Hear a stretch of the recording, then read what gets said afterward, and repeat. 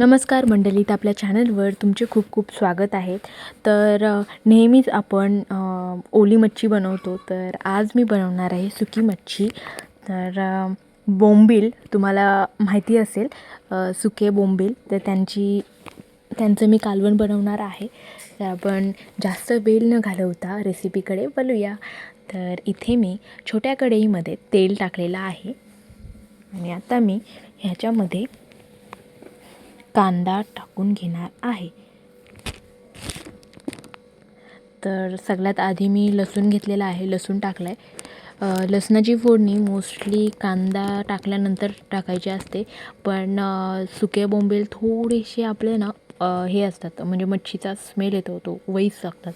त्याच्यामुळं पहिला मी लसणाची फोडणी दिली, जेणेकरून लसूण थोडासा शिजेल ना, तर त्यात तो तेलामध्ये मिक्स होईल आणि त्याचा वास आहे तो मग चांगला लागेल.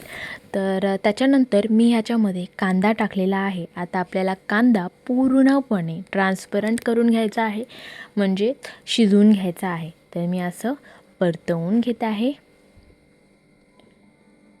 हे असंच आपल्याला ट्रान्सपरंट होईपर्यंत परतवून घ्यायचं आहे. आणि तुम्ही म्हणत असाल की हिने स्टार्टिंगला व्हिडिओज खूप चुलीवर बनवल्या आणि आत्ता ही गॅसवर बनवायला लागली. तर रोजच्या शेड्यूलमध्ये थोडाफार मिसमॅच होतो. त्याच्यामुळे मी तुम्हाला बोललेच आहे बऱ्याच व्हिडिओमध्ये, जॉब, शिक्षण, एक्झाम्स आणि हे सगळं, तर ते मला मॅनेज तितकं होत नाही. त्याच्यामुळे इझी पडतं ते कधीच्या म्हणजे कोणत्याही टायमिंगला व्हिडिओज बनवणं. तर मग मला चुलीवर बनवायला तितका वेळ भेटत नाही. पण जर तुम्ही मला सपोर्ट केलं तर आपल्या डेफिनेटली व्हिडिओज सगळ्या चुलीवरच्या येतील. कारण आमच्या इथे आम्ही चुलीवरच जेवण बनवतो. फक्त काही व्हिडिओज असतात, काही मला दाखवायच्या असतात, तर त्या मी झटपट बनवायच्या असतात, म्हणून मग त्या गॅसवर बनवतो. तर इथे मी कढईमध्ये टोमॅटो कट करून टाकलेला आहे आणि झाकण ठेवला होता, कारण टोमॅटो शिजायला हवा. तर झाकण काढलेलं आहे, मस्त एक वाफ दिलेली आहे, म्हणजे टोमॅटो आपला शिजलेला आहे. तर आपण हे असं परतवून घ्यायचं. हे बघा, तुम्ही बघू शकता टोमॅटो आणि आपला कांदा शिजलेला आहे. आता आपले मसाले टाकून घेऊयात. तर इथे मी घेतलेला आहे मसाला, गरम मसाला आणि चिकन मसाला आणि हळद. तर हे सगळं आपण मिक्स करून घेणार आहे.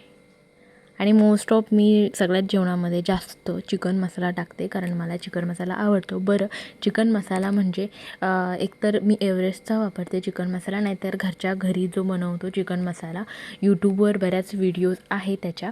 तर त्यांनाच बघून मी तो मसाला तयार केलेला आहे. त्याच्यामुळे मग आम्ही तो मसाला यूज करतो. तर इथे मी खडा मीठ घेतलेला आहे आणि तो याच्यामध्ये टाकलेला आहे. हे आपल्याला मसाला पूर्णपणे असा मस्त भाजून घ्यायचा आहे, म्हणजे आपला मसाला शिजला जाईल. आणि आता आपला मेन इन्ग्रेडियंट्स म्हणजे बटाटा आणि बोंबील. तर बटाटा मी ह्यासाठी टाकलेला आहे, बोंबील नुसते छान नाही लागत. बटाटा थोडा असेल तर भाकरीसोबत जर तुम्ही खात असाल तर थोडासा बटाटा स्मॅश करून छान लागतो आणि ग्रेव्ही छान बनते, म्हणून मग बटाटा याच्यामध्ये टाकलेला आहे. आता हा आपल्याला पूर्णपणे मिक्स करून घ्यायचा आहे. सो मी मिक्स करते. बरं, रेसिपी आवडल्यास लाईक करा आणि आपल्या चॅनलला सबस्क्राईब करायला विसरू नका जर तुम्ही नवीन असाल तर. आणि आपल्या व्हिडिओज पूर्णपणे पहा, खूप छान आहेत. मी पण ह्या यूट्यूब चॅनलवर नवीन आहे, त्याच्यामुळे जितका तुम्ही मला सपोर्ट कराल तितक्या मला व्हिडिओज अपलोड करायचं इन्स्पिरेशन मिळेल. तर आपण पाणी न टाकता जेवढं काही टाकलं होतं, म्हणजे कांदा, टोमॅटो आणि जे मसाले केले होते, तर त्याच्यामध्ये आपण बोंबील आणि बटाटा टाकलेला होता आणि झाकण ठेवला. त्याचं कारण असं की बोंबलांमध्ये मसाला आपला जी ग्रेव्ही आपण बनवली होती फोडणीची, तर ती मसाला बोंबीलमध्ये जिरायला पाहिजे, म्हणून आपण हे असं केलं होतं. आता आपल्याला याच्यामध्ये पाणी टाकून घ्यायचं आहे आणि आपला बटाटा आणि बोंबील शिजून घ्यायचं आहे. तर मी याच्यामध्ये पाणी टाकून घेते. पाणी मी इथे अर्धा ग्लास टाकलेला आहे. अर्ध्याहून थोडा जास्त टाकू शकता. आणि आता मस्त झाकण ठेवायचं आणि मस्त बोंबील शिजून घ्यायचे. आणि हे बोंबील तुम्ही भाकरीसोबत खाऊ शकता. मोस्ट ऑफ जास्तीत जास्त आम्ही भाकरीसोबतच खातो, कारण खूप छान लागतं सुकी मच्छी वगैरे. पण आपल्याकडे जास्त सुकी मच्छीमध्ये बोंबील आणि जवला, आंबार हे बनवतात. तर इथे मी आंबोशी घेतलेली आहे, ऑल टाईम माय फेवरेट. कारण मला मी बोलले तुम्हाला कुठल्याही मच्छीमध्ये मला आंबोशी लागतेच.